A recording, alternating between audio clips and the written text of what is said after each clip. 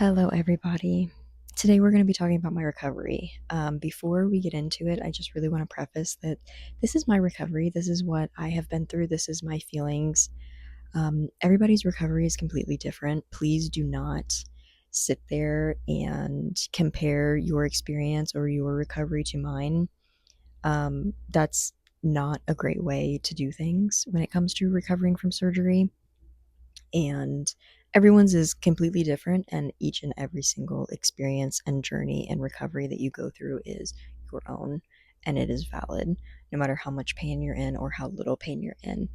All of it is valid. You just had major surgery done. But with that being said, we can roll forward now.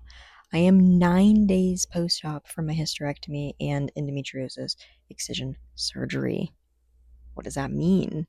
That means that 9 days ago, on Wednesday, June 10th, I went under anesthesia and had my uterus, my cervix, and all of my endometriosis taken out. And I did end up with a little bit of a surprise.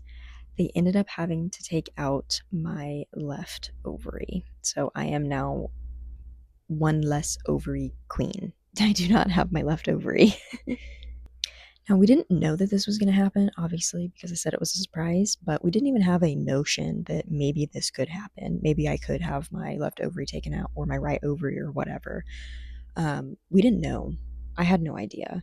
I had a surgery last February in 2025 to get both of my fallopian tubes removed, and that's how I found out that I had endometriosis. But I only had a couple of spots on my left ovary at that time. And so I didn't know how much my cat is here. I didn't know how much my endo was going to spread or not spread.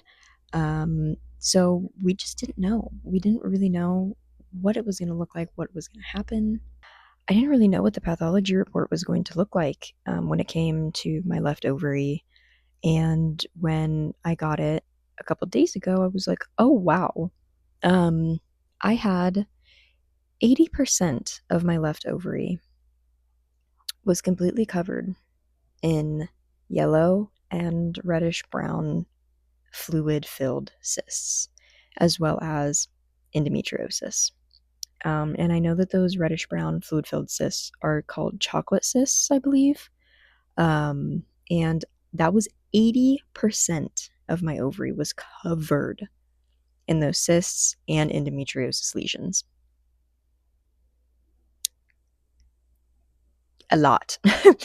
And the rest of the remaining 20% was what an ovary should look like a pinkish white.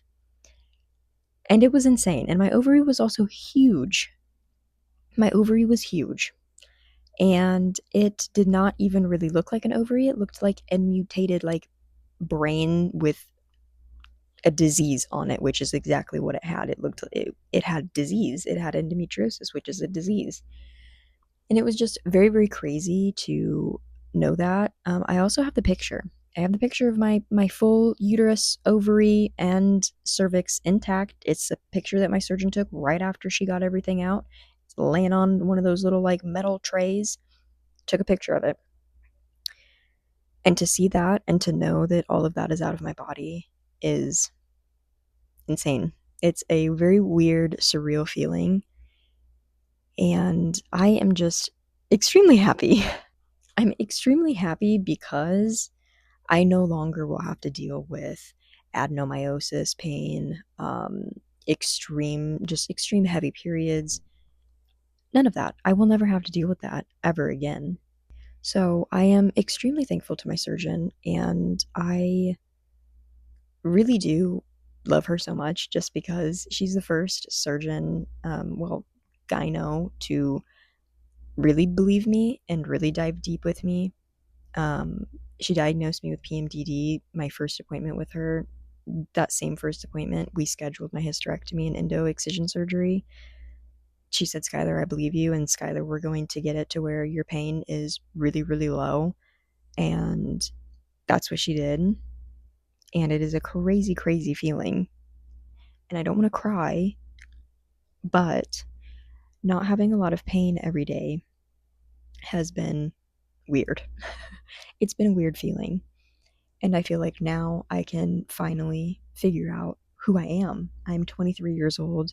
I lost my teenage years to endometriosis pain.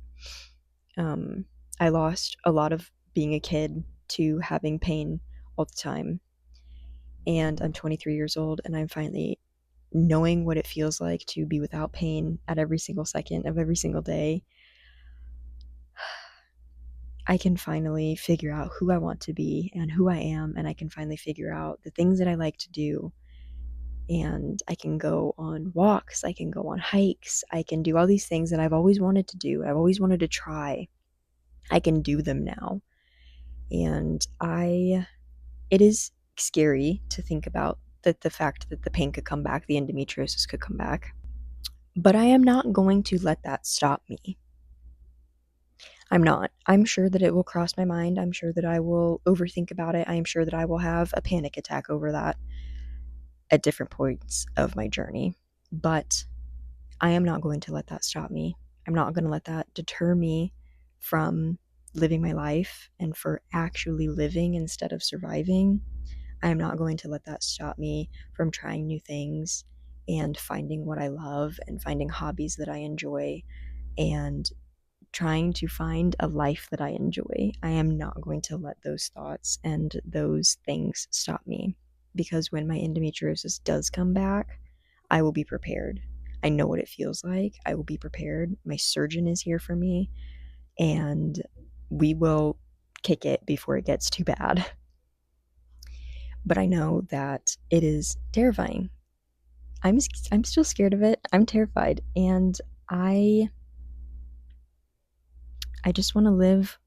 I just want to live a little, live a little life. I don't want to survive anymore. I want to live. And that's exactly what I'm going to start doing. So, yeah, my recovery has been odd. It's been a lot of emotions, it's been a lot of ups and downs, but I can confidently say that at 9 days post-op, I am feeling pretty good. And I hope that it continues to go that way. And only time will tell.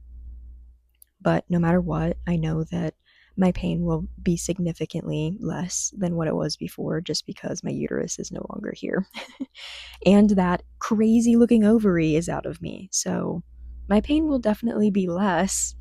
And I'm just excited to see where this takes me. I'm excited to see what I can figure out about myself and just how I want to live, the things I want to do, the things maybe I can do that I couldn't do before. I'm very excited, and I'm going to do everything that I can to accomplish everything that I want to. Because I do truly feel like the sky's the limits now. I feel like I don't have a little wall that's like blocking me from, okay, the things I can do because I have pain all the time, and then the things that I want to do but I can't do because I have pain all the time.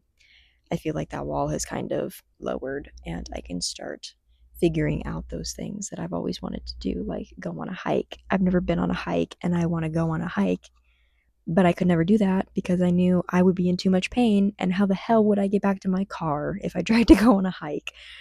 So I can finally do that. And there's also other stuff, like maybe I can start drinking coffee. I couldn't drink coffee because it genuinely killed me. I don't know. There's a lot of things that I've even been discovering about myself just in this short amount of time. Like I can eat pizza again and not have a stomach ache. Crazy. So yeah, coffee. I'm coming for her next. I'm coming for her. And it's been a wild ride, and I'm sure that I will have more updates as time goes on, because about 8 weeks is when I will be completely cleared to go back to like my normal daily life of like lifting and doing all that kind of stuff, working out. And then after that, I'm definitely going to start getting into working out, because I really like working out, and with my POTS I need to kind of work out. And I have some workout equipment that I was using before my surgery that I want to get back into. And maybe I'll make some videos about, my easy, gentle POTS workouts, and how I kind of build muscle and kind of get a little bit stronger for my POTS and stuff like that. Maybe I might do that.